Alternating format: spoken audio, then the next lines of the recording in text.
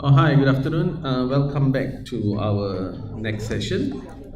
Okay, now we'll look at the next area, i.e., we'll look at law of contract. Okay,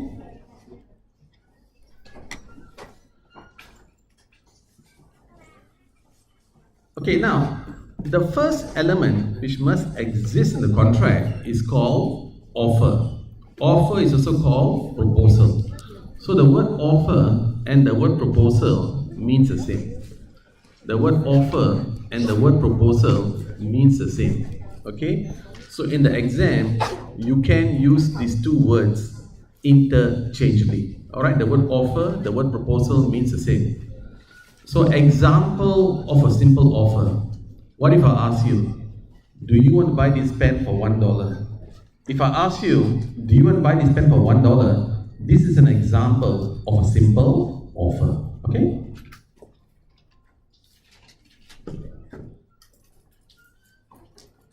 Now, what amounts to an offer is stated in section 2A. Okay, section 2A. All right, so this is the definition of offer. All right, so in the exam, you will be given this. A copy of this will be given to you in exam, so you don't need to memorize this. You don't need to memorize this. A copy of this will be given to you in exam. So this is the definition of offer. Now, you see, if you look at the definition over here, it says that when one person signifies here means gives indication.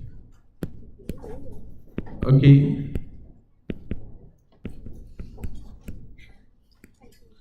gives indication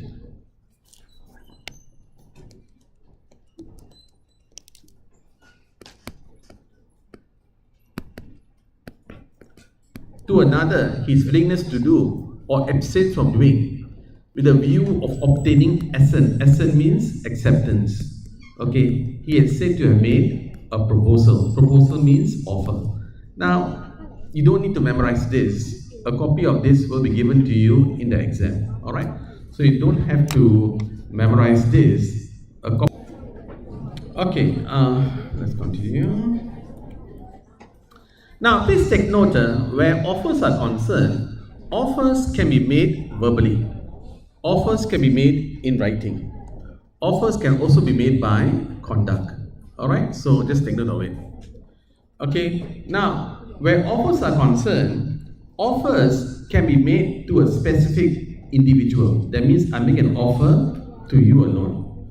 Or offer can be made to a specific group of people. For example, now I make an offer to all of you. Okay, at the same time also, an offer can be made to the whole world. Okay, offer can be made to the whole world. Now, offers which are made to the whole world, they normally take the form of reward cases. Offers which are made to the whole world, they normally take the form of reward cases. Okay, so for example now, what if I have a dog? I lost my dog. So what do? I create a poster. I put the word reward. Okay, I put my dog's picture over here. I briefly describe my dog. I mention the reward. I give my details. This is an example of an offer which is made to the whole world. This offer can be accepted by anyone. So for example now, if you saw this advertisement and you start looking for a dog, it means you have accepted the offer. But the issue here is, are you entitled for the reward? And the answer is no. You're only entitled for the reward once you fulfill the condition. And what's the condition? You find and return the dog to me. Alright? So this offer can be accepted by anyone, but you're only entitled for the reward if you find and return the dog. And the law for this case is stated in Carlyle and Carbolic spoke ball. Okay? Next, for an offer to be valid, the offer must be very, very specific, which means the offer must be detailed. For an offer to be valid, the offer must be very, very specific, which means it must be very, very detailed. It must be very, very detailed. The case of Guntin and Lin says that. The case of Gantin and Lin says that. Okay? And in the case of Gantin and Lin, what happened was the defendant said he will pay extra money provided he was lucky. Now the issue here is, what do you mean by lucky? The word lucky is very, very vague. Therefore, there's no offer at all. Another example, what if I make an offer to you right now? Do you want to buy this pen? Now, what is the problem in this offer? I did not mention the price.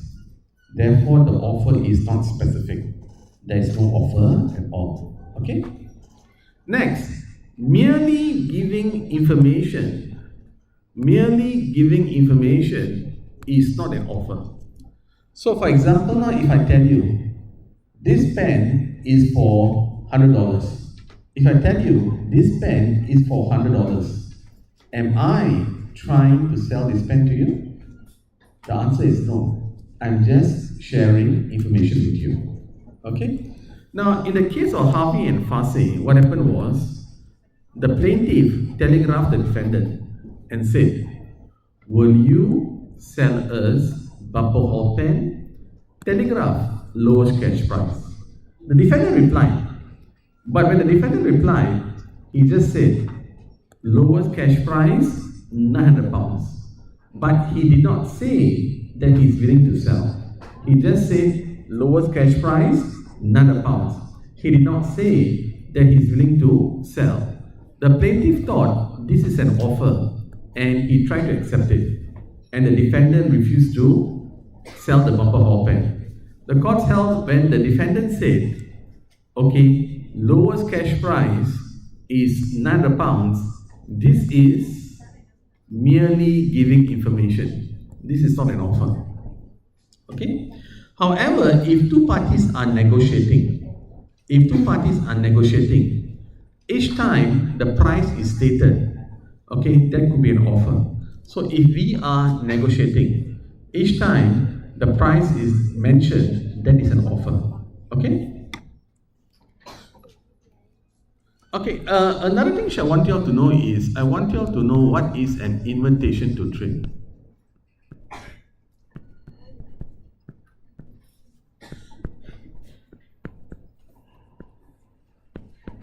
Now, where invitation to trade is concerned, this is an invitation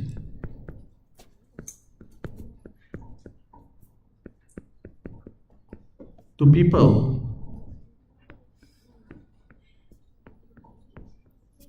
to make offers to you.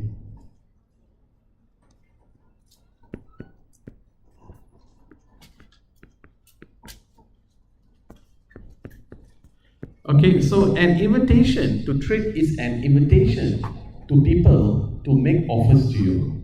Okay, that means you are inviting people to offer something to you. Alright? Now, please take note, advertisements.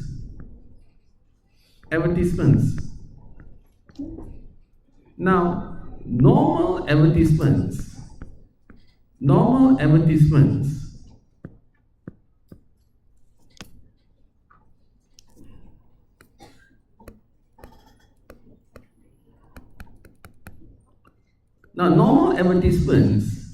they are an invitation to trade.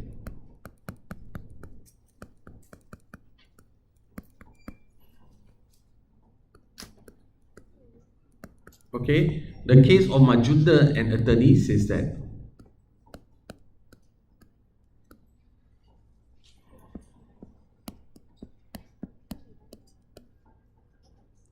However, if the advertisement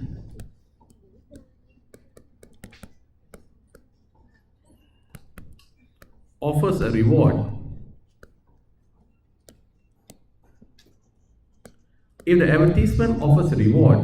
then that advertisement is an offer. Carlyle and Carbonic Smokeball says that.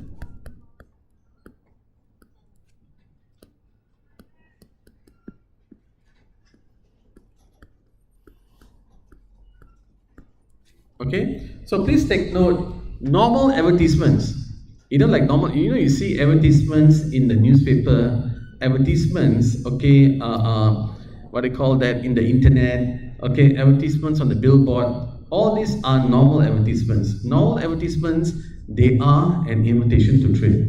But if the advertisement offers a reward, that means the advertisement offers a reward to someone if they do something, then that advertisement could be an offer. Carlyle and Carbolic Smoke Ball says that. Okay, Carlyle and Carbolic Smoke Ball says that. Okay. Yeah.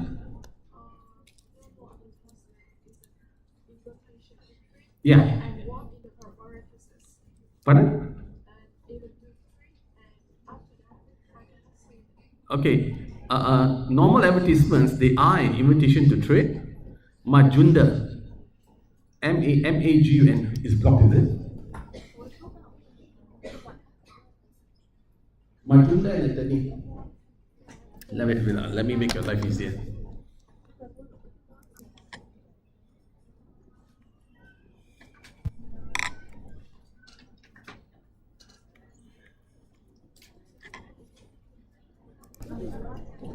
Okay, now the next thing I want you to know over here is, for an offer to be valid, you must know that the offer is made to you.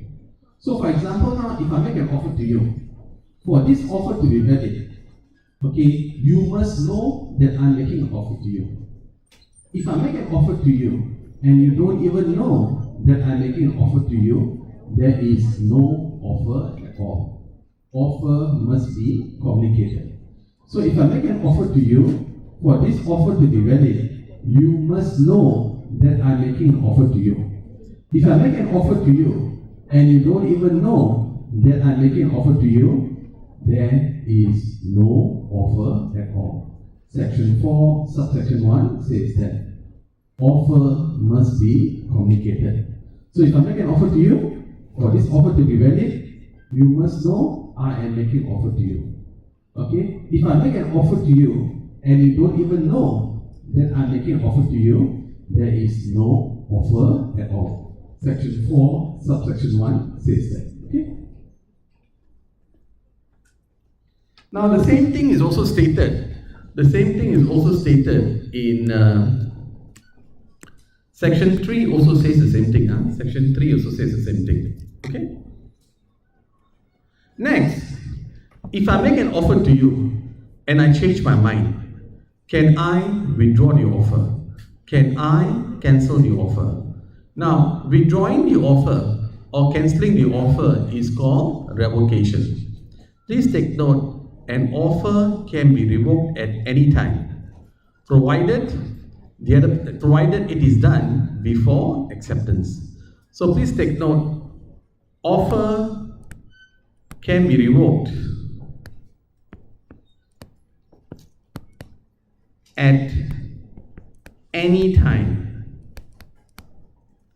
before it is accepted. Alright, so please take note, if I make an offer to you and I change my mind, I can cancel the offer, I can revoke the offer, okay, provided it has not been accepted yet. An offer can be revoked at any time before acceptance. Section 5, subsection 1 says that. Okay?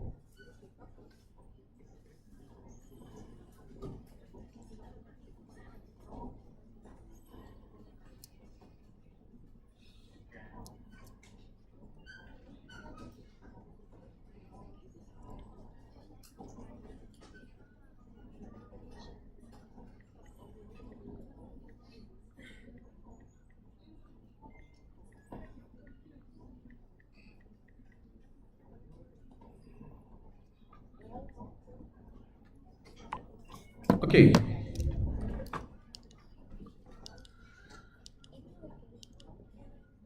Now, there are four ways how an offer can be revoked. Number one, okay, by notice, section 6A, 6B, time, 6C, counter offer, and 6D, what if the person who makes an offer to you dies?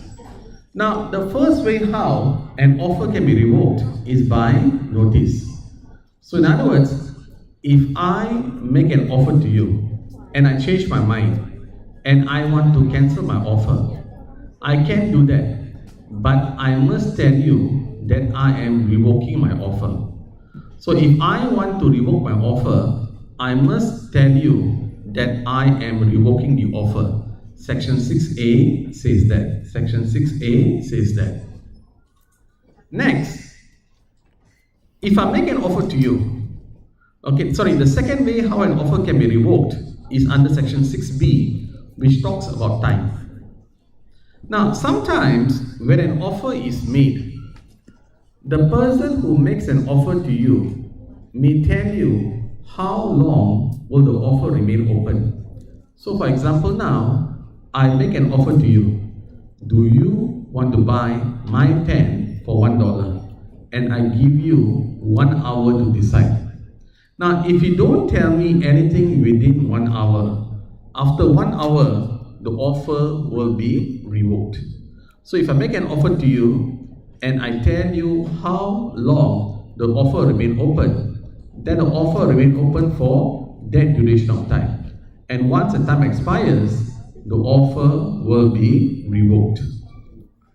Okay? However, sometimes when an offer is made, no time is mentioned.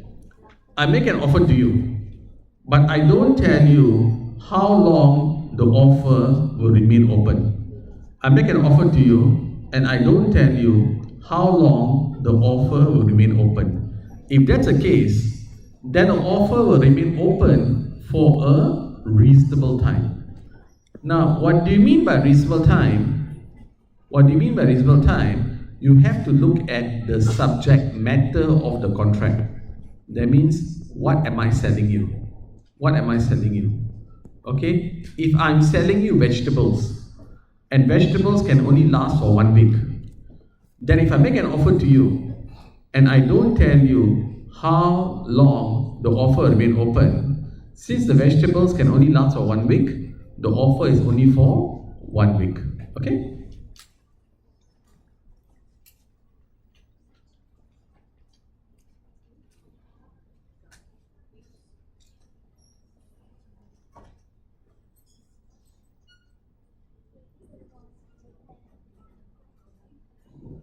Now, the third way how an offer can be revoked is by counter offer. Counter offer.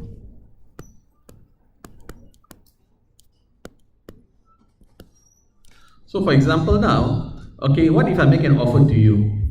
Do you want to buy this pen for $100? So, what if I make an offer to you? Do you want to buy this pen for $100? And you said yes, but you are only willing to pay $90. The moment you say $90, you are making a counter offer.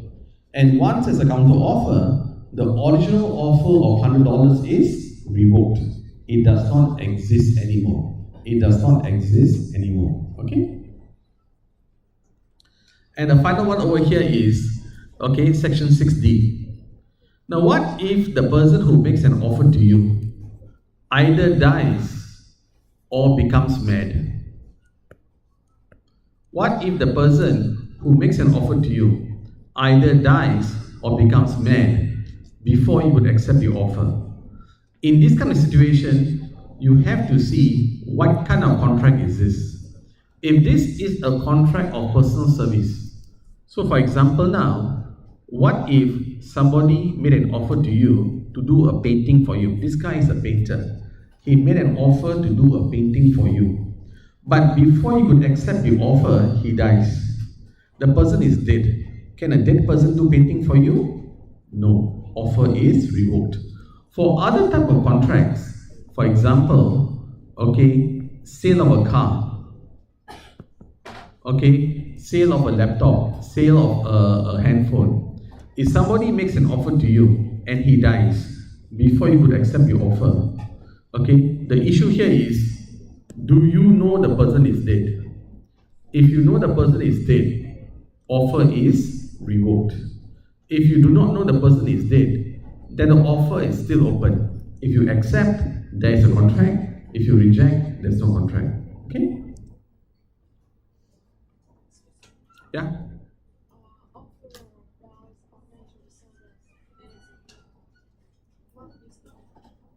You sure? If the offerer does offer to the soldier, what is going to The second one. You mean this one? the first one? The first one. Contract of personal service. Offerer does offer to the soldier. Okay, mental disorder means like the person becomes mad. Okay, mental disorder means the person becomes mad. Okay, that means he suffers from some mental illness. Okay, that means the person made an offer to you, but before you could accept the offer, the person suffers from some mental illness.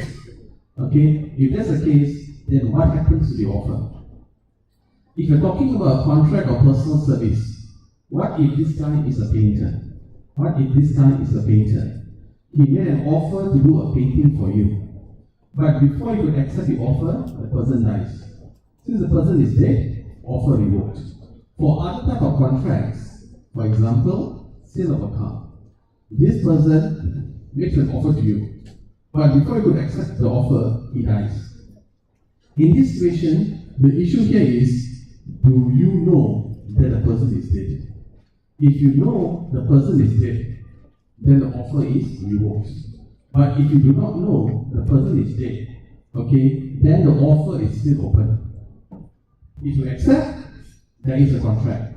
And the person who's holding the dead person's property, he must sell it to you. Alright? If you know he's dead, then the offer is revoked. Okay? So if for other type of contract, for example, sale of a car, if you know he's dead, offer is revoked. If you do not know he's dead, the offer is still open. Okay? Okay, now the next element which must exist in a contract is called acceptance. Acceptance is defined in section 2b.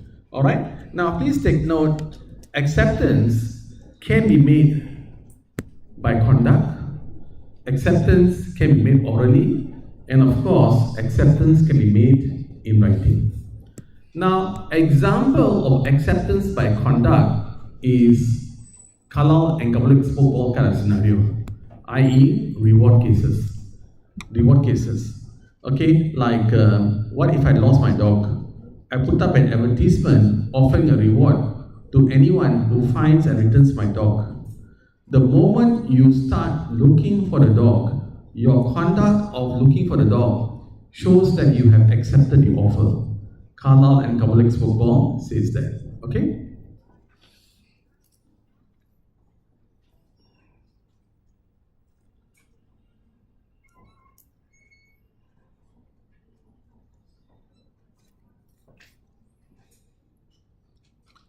Now, the next thing I want you to know over here is acceptance must be communicated, which means that if you were to accept the offer, you must tell the other person that you are accepting the offer.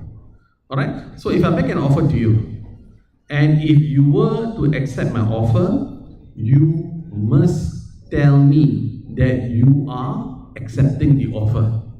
Okay? Acceptance must be communicated. Section 3 says that. Okay? Please take note, silence does not amount to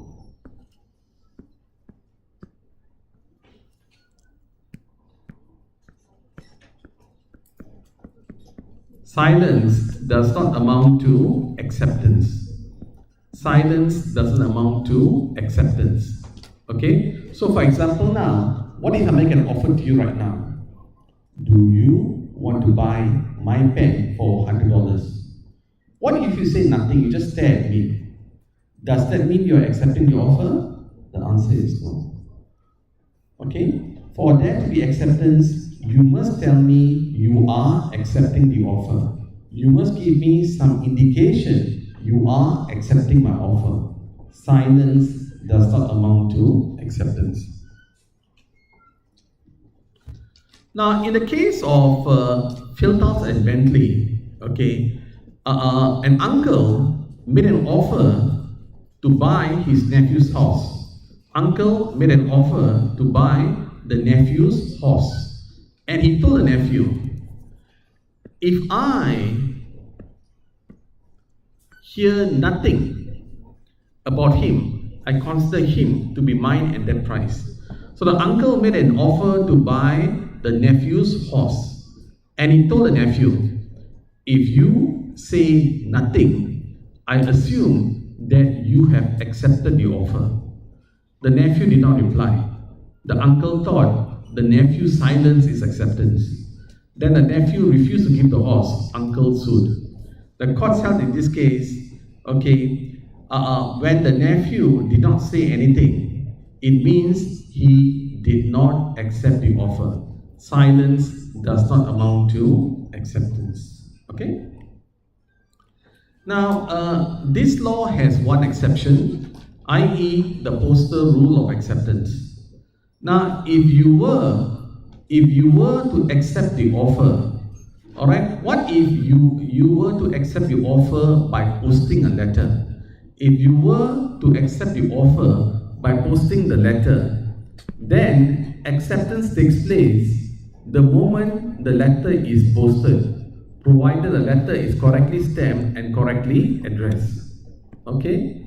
Section 4, subsection 2a says that. So if you were to accept the offer by sending a letter, then acceptance takes place the moment you post the letter, provided the letter is correctly addressed and correctly stamped. Okay? So for example now, okay, what if you posted a letter accepting the offer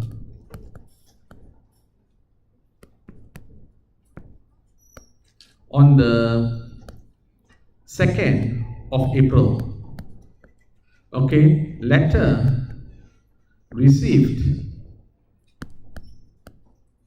on 4th of April. When does acceptance take place? 2nd or 4th? 2nd. Acceptance takes place on the 2nd when the letter is posted. And this is stated in the postal rule of acceptance. Okay?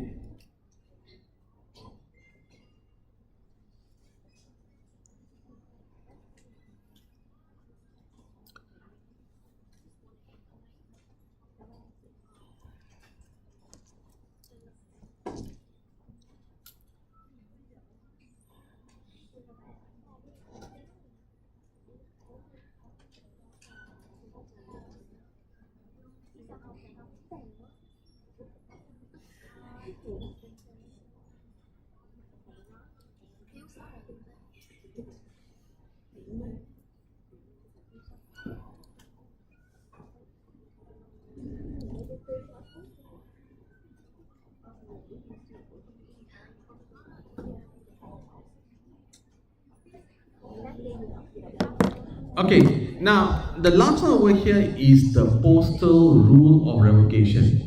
If you were to revoke the offer by posting a letter, if you were to revoke the offer by posting a letter, okay, then revocation takes place the moment the letter is received and not when the letter is posted. Section 4(2)(b) says that.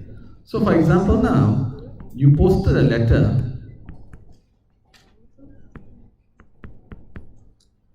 revoking the offer, okay, on the 3rd of April. Letter received on 5th of April. When does revocation take place? 3rd or 5th? The answer is 5th, when the letter is received. So according to the postal rule of revocation takes place the moment the letter is received and not when the letter is posted. Okay? Take note of it.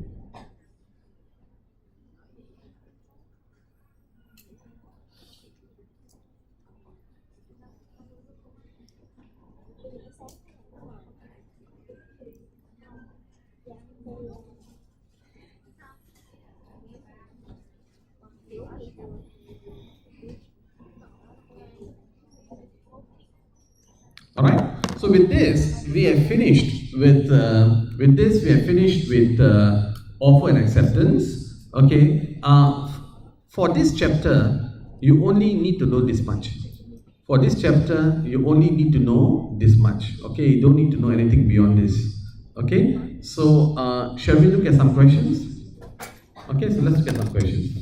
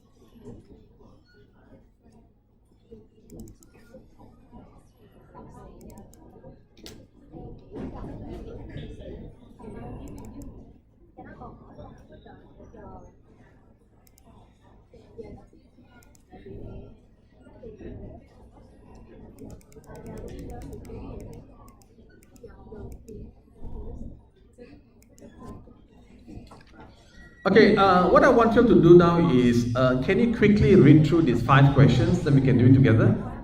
All right, please read through these questions first.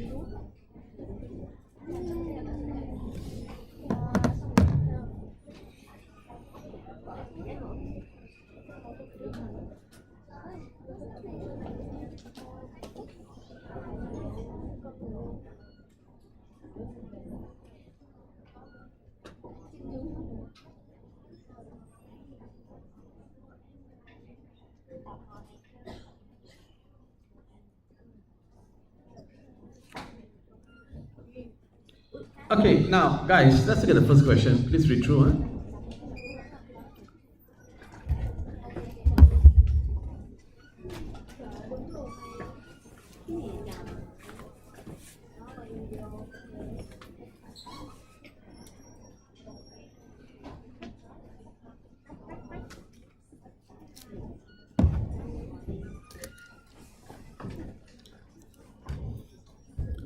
Ali offered to buy. So Ali offered to sell his house to Sufyan by letter. Okay, so this is, so when Ali offered to sell his house to Sufyan, this is an offer. This is an offer. Section 2A says this. Okay? Now, Sufyan accepted a letter by posting accepted the offer by posting a letter to Ali on the 23rd of December. So this is postal rule of acceptance. Now, postal rule of acceptance is stated in section 42A. Now, what does the postal rule of acceptance say? When does acceptance take place? When you post a letter or when the letter is received? Alright, what does the postal rule of acceptance say? When does acceptance take place? Letter posted or letter received? Letter posted. So acceptance takes place when the letter is posted. And when was the letter posted? 23rd of December. So acceptance took place on the 23rd of December. So therefore a contract was created on the 23rd of December. Okay. Now, on the 26th of December, Ali telephoned Sufyan informing him that the house is no longer for sale and is revoking the offer. Now, what does section 5 subsection 1 say? Okay, once offer is accepted, it cannot be revoked. Once the offer has been accepted, it cannot be revoked. So in other words, okay, Ali's revocation is not valid. Ali's revocation is not valid. Why is it not valid? Because the offer has been accepted. Offer has been accepted. Sufyan's letter was received by Ali on the 27th. Does it make a difference? No. Is there a contract here? Yes. There is a contract here. There is a contract here. Do you understand? Are there any questions?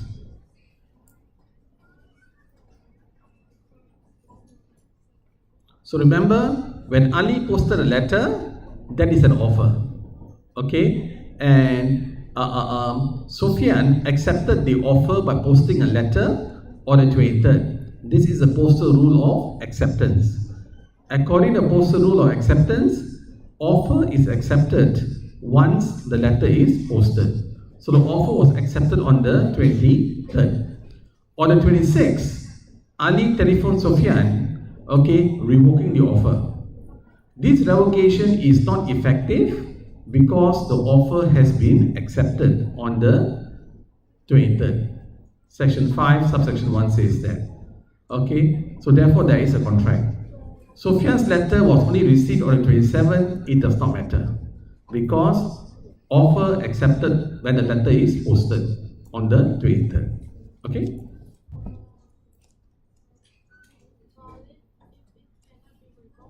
Cannot be revoked. Okay, once the offer has been accepted, the offer cannot be revoked. Once an offer has been accepted, it cannot be revoked. Offer accepted on the 23rd. Contract created on the 23rd. Okay, Ali tried to revoke the offer on the 26th, which is after the offer was accepted. Therefore, revocation not effective. Okay. So anyway, if you want a simple answer, this is a simple answer. Is there a valid contract? Okay. When Ali posted a letter, okay, offering to sell his house to Sufyan, this is an offer. Offer is defined in section 2A as, now in the exam, I will give you a list of statutes. So you can just copy from there. You can just copy from there. Alright? Now, on the 23rd, when Sufyan sent a letter accepting the offer, this is acceptance. Acceptance is defined in section 2B as, again, you can just copy directly from the list of statutes which I'll give it to you in the exam. Alright? So, the offer is accepted because according to the postal rule of acceptance, acceptance takes place the moment the letter is posted. Okay? Provided the letter is correctly addressed and correctly stamped. Section 42A says that. On the 26th of December, Ali posted a letter informing Sufyan that the offer is revoked. According to section 5 sub 1, an offer can be revoked at any time before acceptance. However, since the offer has already been accepted on the 23rd, Ali cannot revoke the offer because it has been accepted by Sufyan. Conclusion, there is a contract between Ali and Sufyan. Okay? Are you okay with this? Are there any questions? Any questions?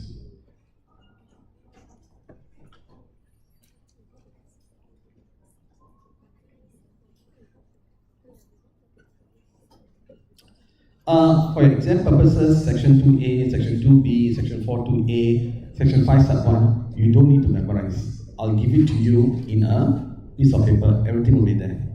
Okay, everything will be there.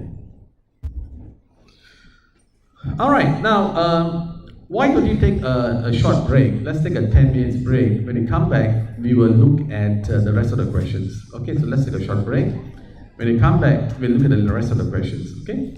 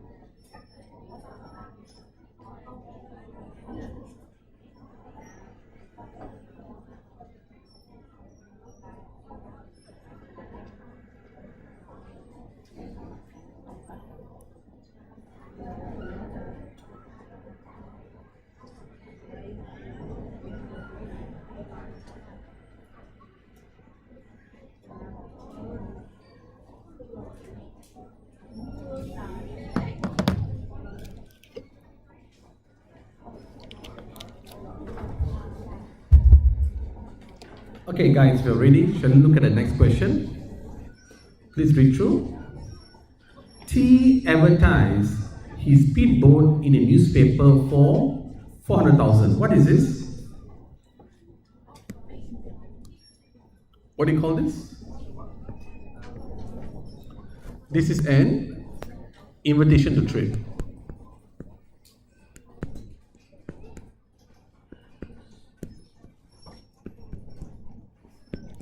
This is an invitation to trade. S wrote back offering the speedboat for 3,500. What is this? This is an offer. This is an offer. Okay. T replied by post stating that he would accept 3,750. What is this? This is not acceptance. What is this? This is a counter offer. This is a counter offer. And once it's a counter offer, what happened to this offer of 3,500? This is revoked. This is revoked. So this one over here is revoked. This one is revoked. That means it doesn't exist anymore. It doesn't exist anymore. Section 6C says that. Now, having received no reply from S, T then wrote back again saying he'll accept 3,500. What is this? Is this acceptance or is this a new offer? This is a new offer. This is a new offer. Alright? And it's up to S whether to accept or not. He accepts, there's a contract. If he doesn't accept, there's no contract. So at this stage, no contract yet. Okay? So remember, when T advertised in a newspaper, that is an offer. That is an invitation to trade. S wrote back offering to buy the speedboat for 3,500. That is an offer. T replied saying that he would accept 3,750. That is not acceptance. That is a counter offer. And a counter offer will revoke the offer of 3,500. Okay? Now, when T wrote back saying he would accept 3,500, this is not acceptance. This is a new offer. And it is up to S whether to accept or not. If he accepts, there's a contract. If he does not, there's no contract. Okay? Okay? So anyway, if you want a simple answer, this is a simple answer. So what you can say over here is there a contract between T and S? When T advertised his boat in the newspaper for 4,000, this is an invitation to trade. But Junda, an attorney, says that. An invitation to trade is an invitation to people to make offers. When S wrote back offering to buy the speedboat for 3,500, this is an offer. Offer is defined in section 2AS. Now, I've written 3 dots over here. What does that mean? It means in the exam, you copy this from the list of statutes which will be given to you in the exam. In the exam, all the important sections of Contracts Act will be given to you. You just copy from there. 3 dots means that. 3 dots does not mean you put 3 dots in exam. Okay? So this one, copy from the list of sections which will be given to you in the exam. You just copy from there. Okay? Now, when T replied by post stating he will accept 3,050, this is not acceptance. Acceptance defined in section 2BS. Again, do the same thing. You can just copy from the list of sections which will be given to you in exam. Okay?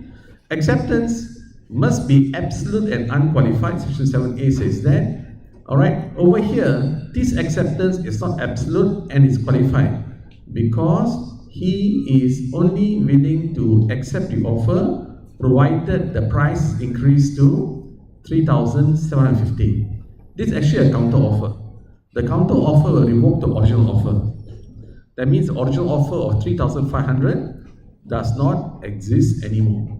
When T wrote again saying he would accept the offer of 3,500, this is not acceptance but a new offer, since the original offer was revoked by his counter offer. This is a new offer. Conclusion: no contract. No contract. Okay?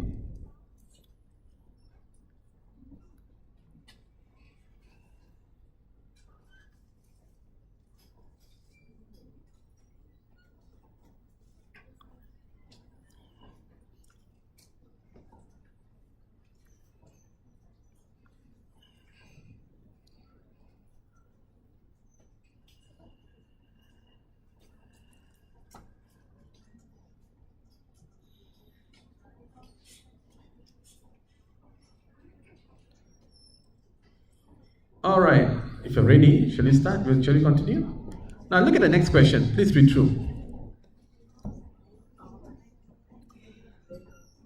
Read through, Ling lost her cat, Mimi.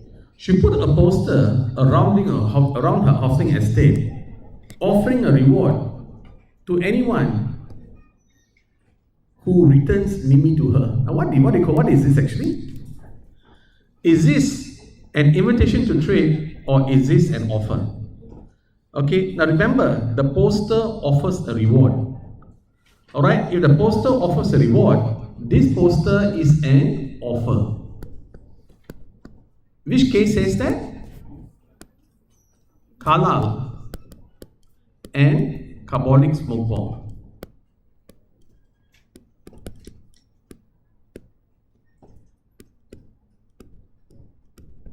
Okay?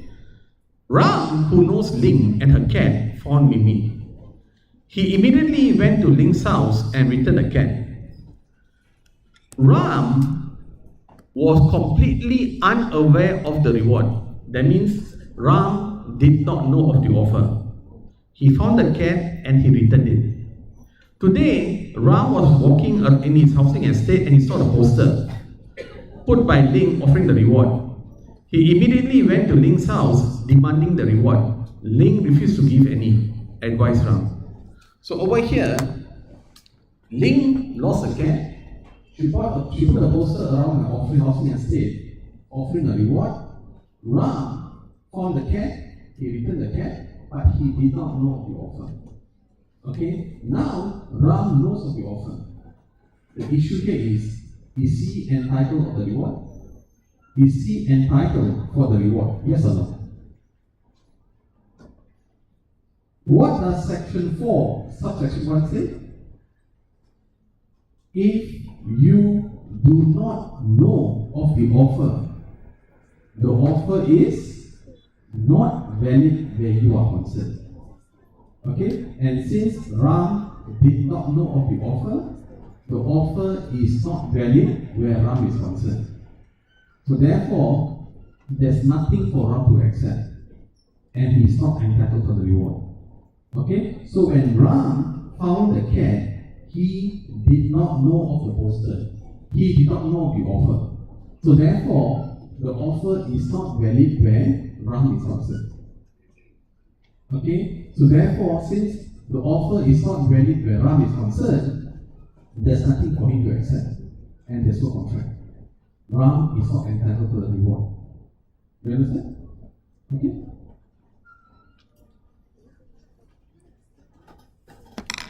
So anyway, if you want a simple answer, this is a simple answer. Alright, can Ram claim the reward?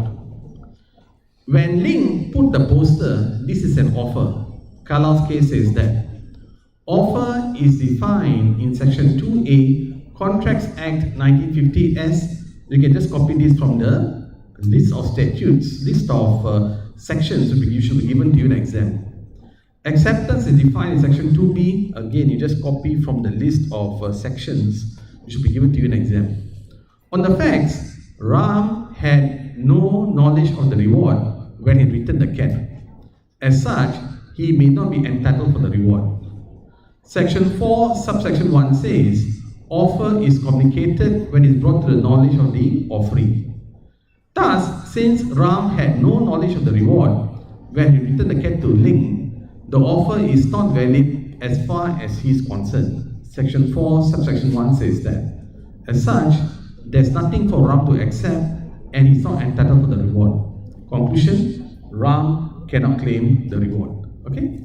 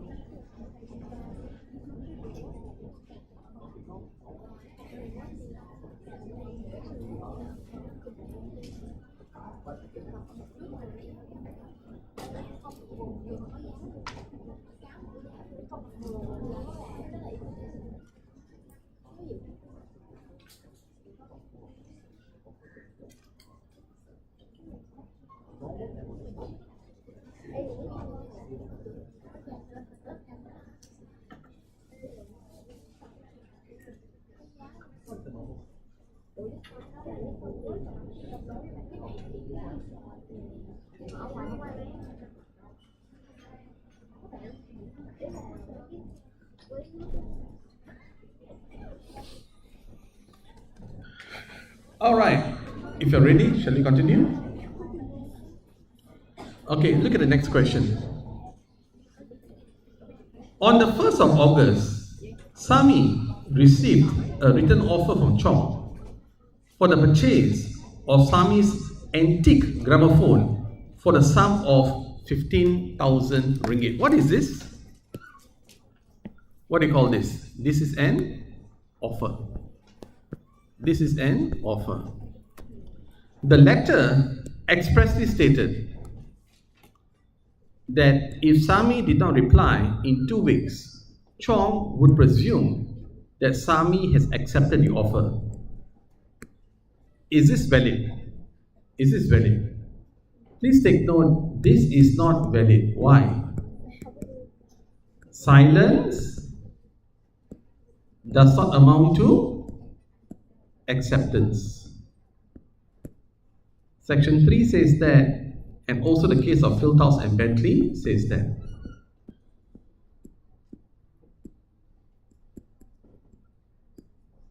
Okay, Sami did not reply.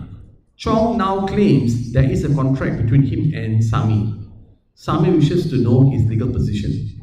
Now over here, okay, Chong made an offer, okay, to buy Sami's antique gramophone. He said if Sami did not say anything, he would assume that Sami accepted the offer.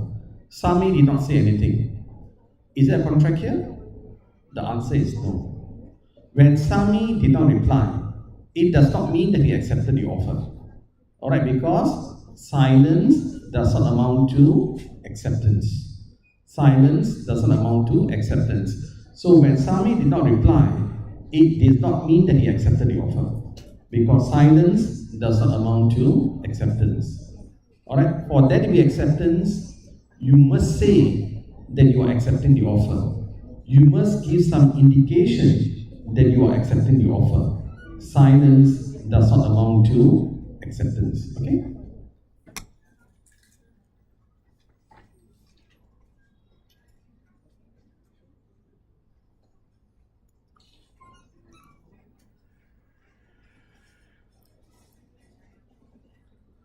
Anyway, if you want a simple answer, it's a simple answer.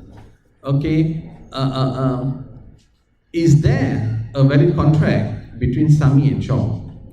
On the facts, Sami received a written offer from Chong for the purchase of Sami's antique gramophone for the sum of 15,000 ringgit on the 1st of August 2006. This is an offer. Section 2A says that. Offer can be defined in section 2A as, you can just copy this from the list which will be given to you in exam. Okay?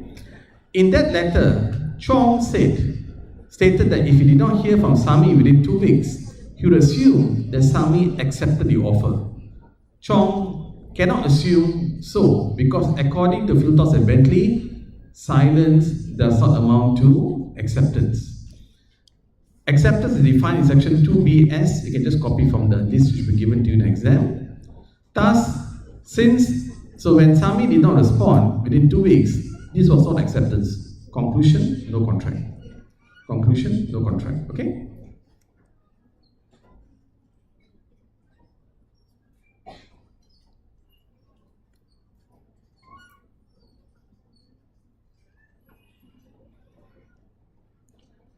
Okay, let's look at the last question for this area. Last question for this area. Read through. Okay, the local police were looking for a suspected murderer. Okay, they put up an advertisement offering 10,000 ringgit to anyone who gave any information about the suspect leading to the arrest. Ali was unaware of the reward, walked into a police station and gave some vital information about the suspect, which led to the arrest. Ali is now aware of the reward and wants the reward. Is he entitled for the reward? Do you understand this question? So over here, okay, police were looking for a murderer. They offered a 10,000 ringgit reward to anyone who gave any information leading to the arrest of the murderer. Ali did not know about the reward. He goes to the police station and gives the information. Alright? And the suspect is arrested. And now he knows of the reward. Is he entitled for the reward? The answer is no. Why not? According to section 4, subsection 1, it says that an offer is only valid if the other person knows about it. So over here, since Ali did not know of the offer is not valid where Ali is concerned. So therefore, there's nothing for Ali to accept, and he's not entitled for the reward. So answer for this is similar to the earlier question. Alright, the answer for this is similar to the earlier question. So anyway, please take note. Can Ali claim the reward? When the police put the poster, this is an offer. Carlisle's case says that. Offer is defined in section 2A as, just copy this from the list which should be given to you in exam. Acceptance is defined in section 2B as, again, just copy this from the list which will be given to you in exam. Okay? On the facts, Ali had no knowledge of the reward when he shared the information. As such, he is not entitled for the reward.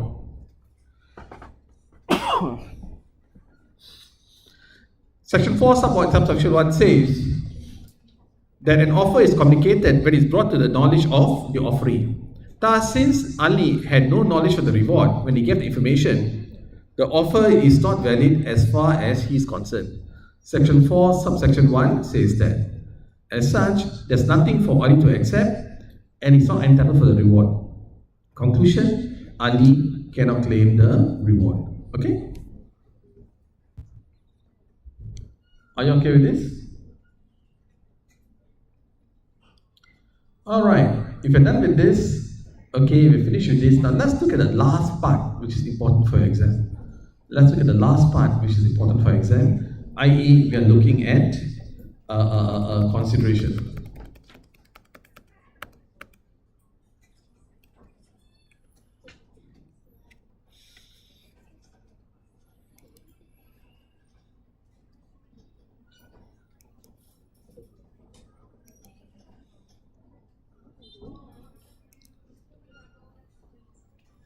Oh, you can go back to the slides, is it? This one.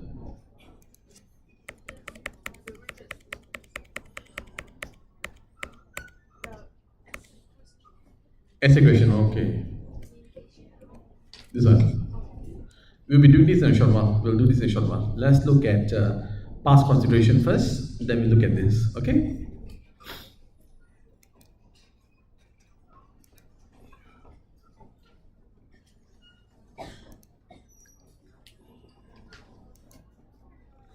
Okay, now let's look at the last part which is important for exam. We are looking at consideration.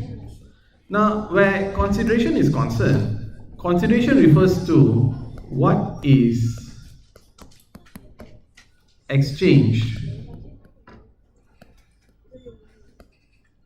in the contract. What is exchanged in the contract? Okay, so if A sells a pen, sorry, I'm very crooked. If A sells his pen to B and B pays $1, what is the consideration here? What is the consideration here? The consideration is pen and $1. Okay? So consideration refers to what is exchanged in a contract. So if A sells his pen to B for $1, the consideration here is pen and $1. Okay?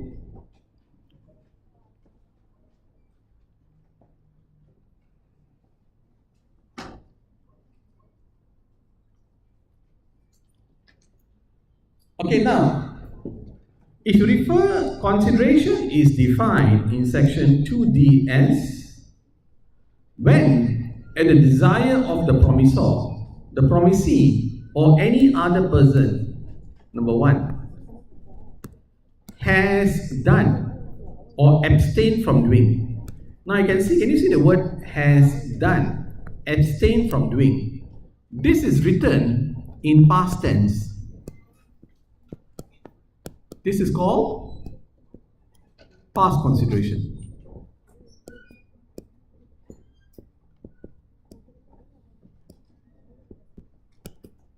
Okay? Or, number two, does or abstain from doing. The word does or abstain from doing. This is written in present tense.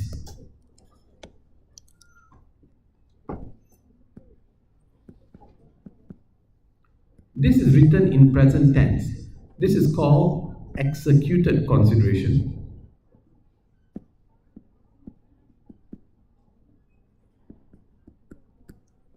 And the third one over here is promises to do or to abstain from doing. To do or to abstain from doing. This is written in future tense. This is called executory consideration.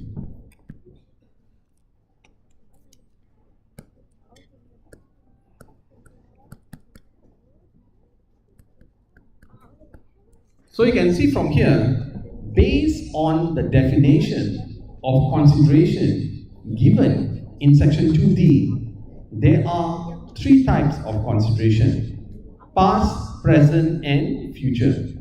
Past, present, and future. Past consideration, executed consideration, and executory consideration. Okay?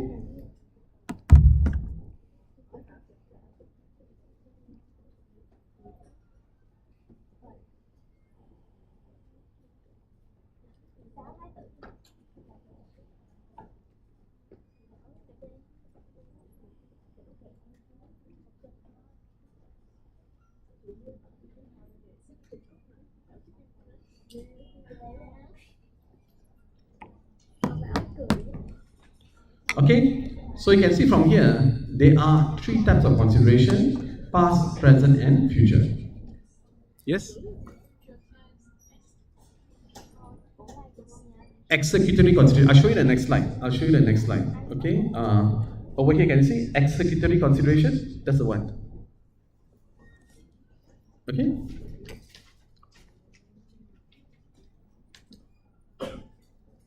Now let's look at it one by one. Okay? Now the first one over here is executory consideration. Now executory consideration over here, this is a promise to do something in the future. This is a promise to do something in the future. Over here, contract is made first.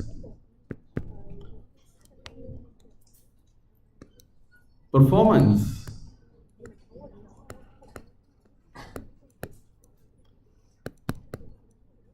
is done later.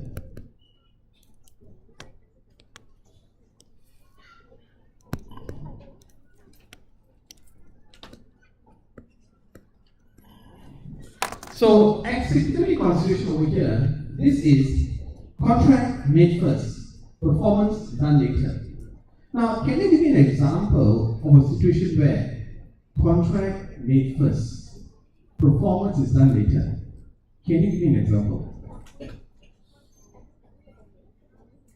Now, do you know when you buy a plane ticket, you want to go for holidays. You want to go for holidays to Hong Kong. So what do? You buy the plane ticket today, contract made today, but you're going to Hong Kong next month. So contract made today, okay, performance is next month. That is called executory consideration. Contract made first, performance is done later. Okay? Okay, next, executed consideration. Executed consideration over here, the consideration over here, the consideration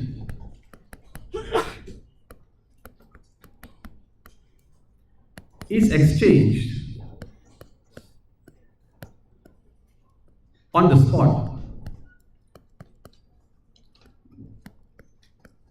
That means the consideration is exchanged there and then. So for example, now you go to a shop. For example, now you go to a shop. You want to buy a pen. Pen and money, they are exchanged on the spot. We call that executed consideration. Executed consideration here means the consideration is exchanged on the spot. For example, you want to buy a pen. You go to the shop and you buy a pen. Pen and money, they are exchanged on the spot. We call it executed consideration. Okay? And the third one over here is past consideration. Past consideration over here, performance is done first. Contract or promise to pay is made later.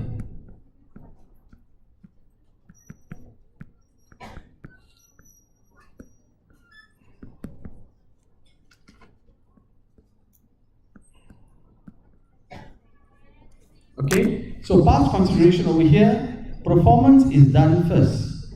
Promise to pay is done later.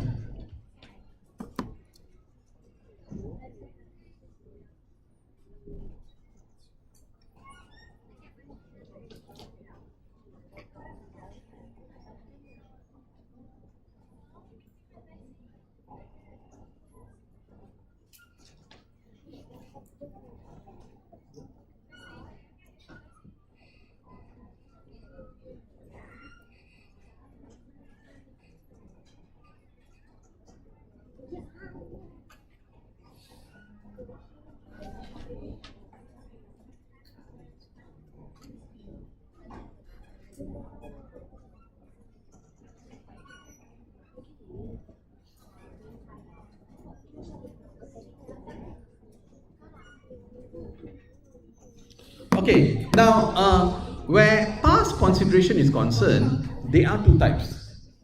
Where past consideration is concerned, there are two types. The first one is under section 2D.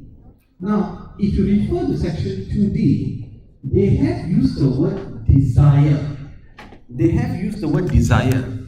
At the desire of the promisor. That means over here, somebody must make a request to you first. Based on the request, you acted on it. And only then, a promise to pay is made. So let me give you an example. What if I ask you, please wash my car? What if I ask you to wash my car? I told you, wash my car. So what do? You go and wash my car. After you wash my car, I promise to pay you $10. So over here, what happened first? I made a request to you. I told you, wash my car. After I made the request to you, you wash my car on your own. And after you wash my car, I promise to pay you $10. This is past consideration under section 2D. This is past consideration under section 2D. Okay?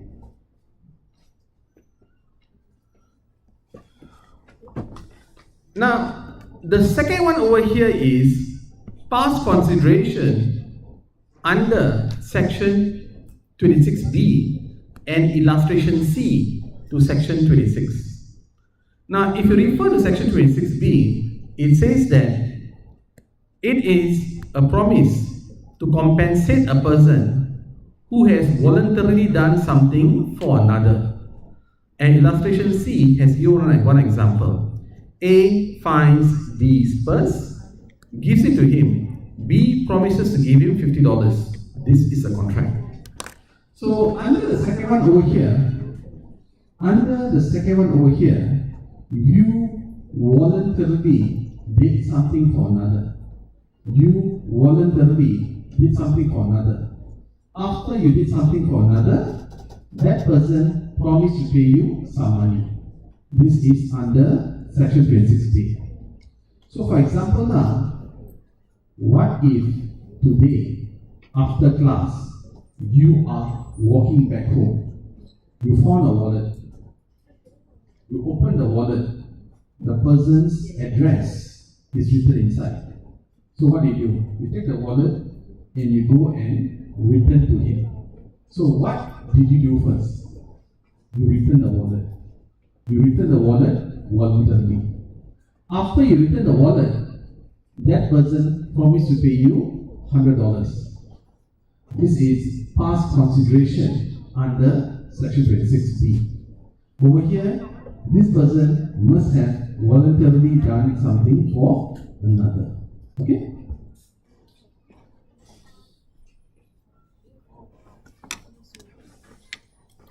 Alright, this is, I'm just repeating this, is nothing here, nothing here, nothing here. Alright, now the last one you need to know over here is consideration need not be adequate. Adequate means what? Yes, it means equal or it means exact value.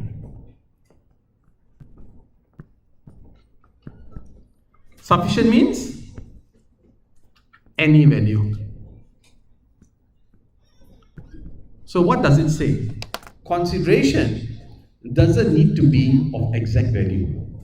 It must be of some or any value. So what does that mean?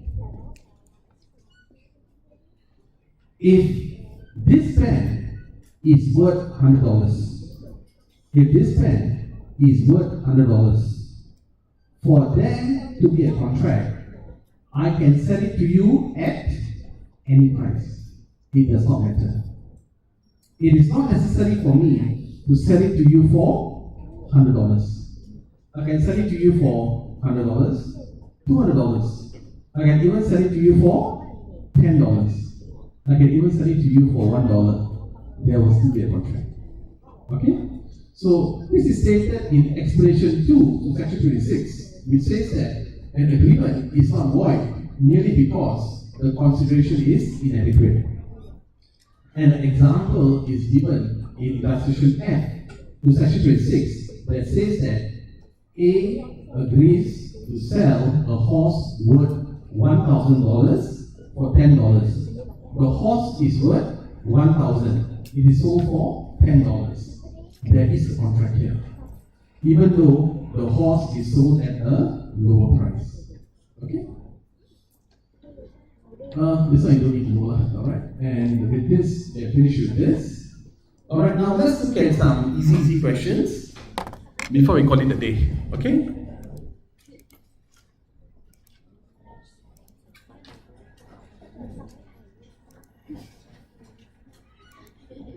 Alright, look at these questions. Okay, I'll just give you a few minutes to look at these questions. Please read through.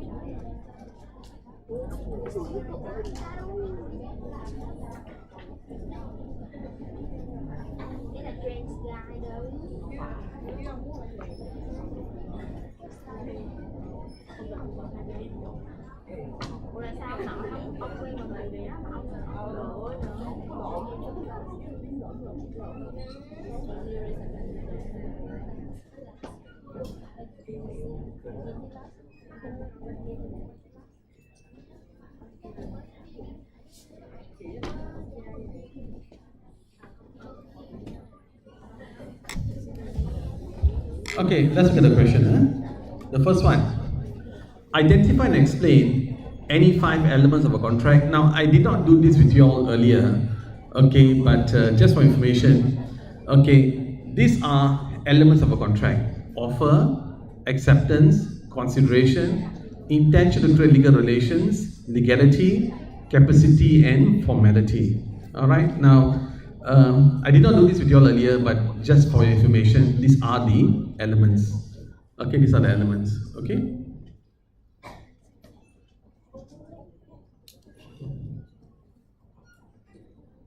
Okay.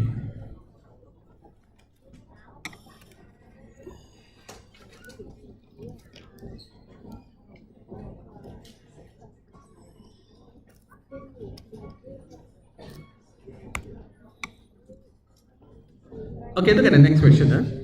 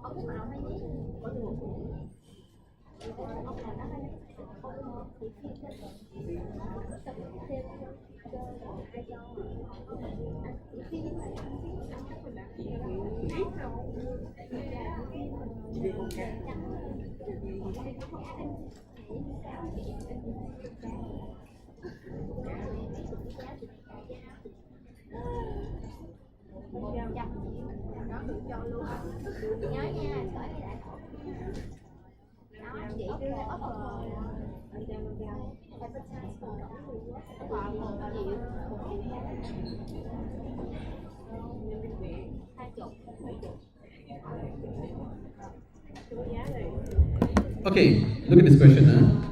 Explain whether past consideration will create a valid contract. And the answer is yes. And the answer is yes.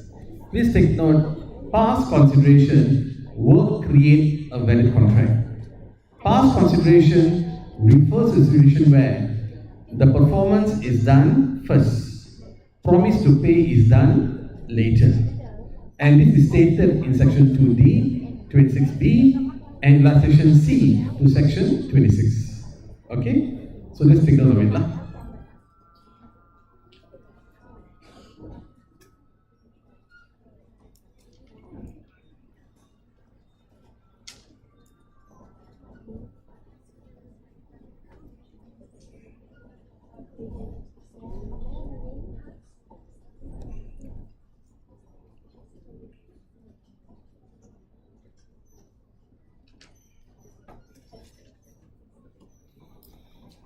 Okay, next, look at this question.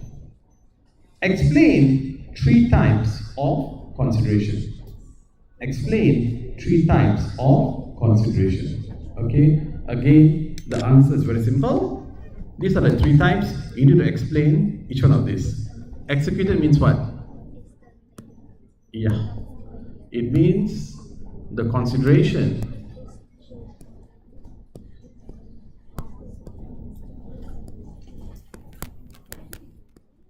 is exchanged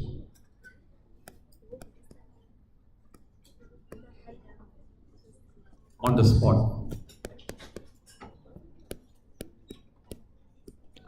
Executory means contract is made first, performance is done later. Past consideration, okay, performance is done first, promise to pay is done later.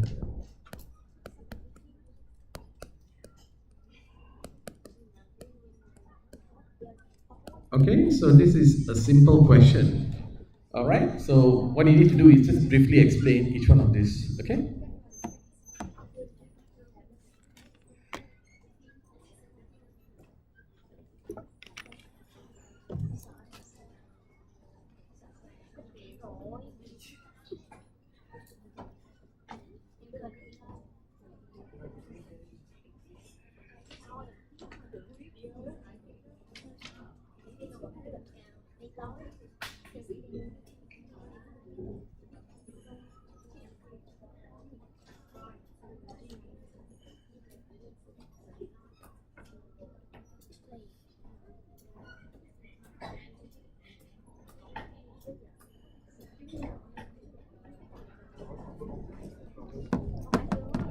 Okay, now let's look at the next question.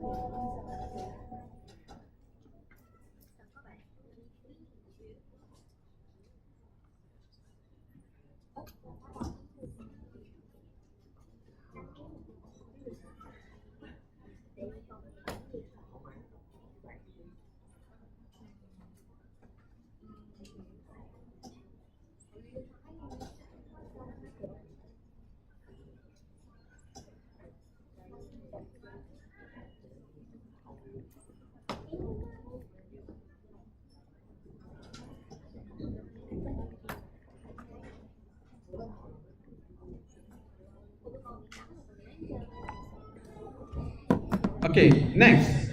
In the formation of a contract, consideration need not be adequate.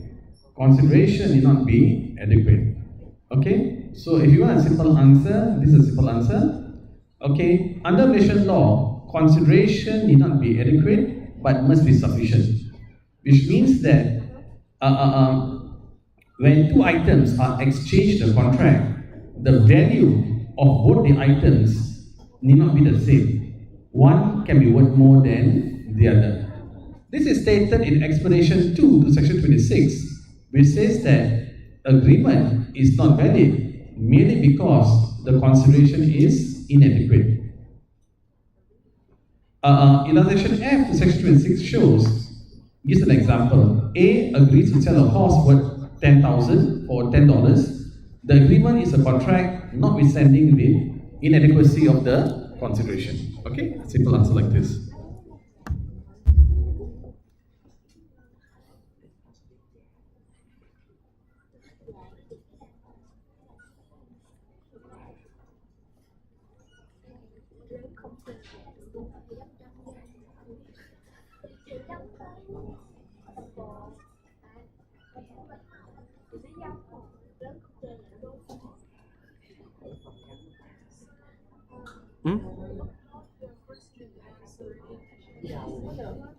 In what?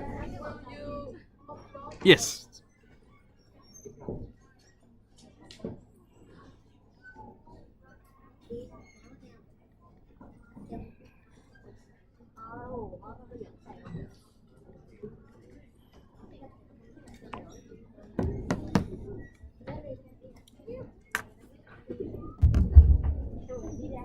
If the Wi-Fi is strong in the hotel, okay. If the Wi-Fi is strong, the Wi-Fi is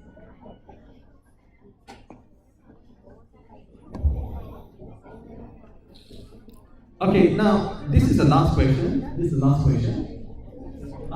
Discuss two different types of consideration. Discuss two different types of consideration. Okay? Now, as I was telling out earlier, the two different types of consideration are, the first one is under section 2D, which says that under this area, under this one over here, under section 2D, somebody must make a request first. After he made a request, okay, you must have acted on it. And only then a promise to pay was made. So for example, I asked you to wash my car. And you went ahead and washed my car. After you washed my car, I promised to pay you $10. This is past consideration under 2D. The second one is under section 26B.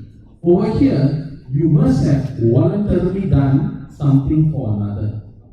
Okay? So for example now, okay, today, after class, you're walking back home and you found a wallet. You open the wallet, the person's address is there. Based on the address, you go and return the wallet. Okay? So, and after that, the guy promised to pay you. So what did you do first? You voluntarily return the wallet. Only then a promise to pay was made. This is past consideration under section 26B. Alright, so remember these are the two types of past consideration. Are you okay with this? Are there any questions?